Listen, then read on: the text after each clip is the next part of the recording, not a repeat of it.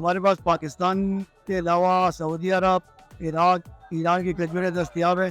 سعودی عرب کی ہمارے پاس مبرو، امبار، کلمی اور اپنا اجوا، یہ سب جو ہے وہ ہمارے پاس دستیاب ہے۔ عراق کی زیادی دستیاب ہے۔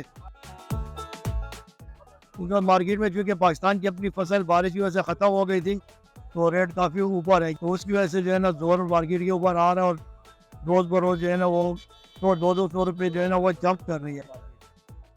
رمضان کا مبارک مہینہ، ہر کسی کو اپنے دسترخوان پہ کھجور چاہیے ہوتی ہے، تو ہر آدمی جو ہے نا اپنے گھر کے اپنے حساب کے سے جو ہے نا کھجور لے کے جا رہا ہے۔ لیکن تھوڑا سا لوگوں کی قوت خرید کیونکہ نرم ہو گئی ہے، تو جو آدمی 4-5 کلو لے رہا تھا وہ 1-2 کلو پہ گزارا گیا۔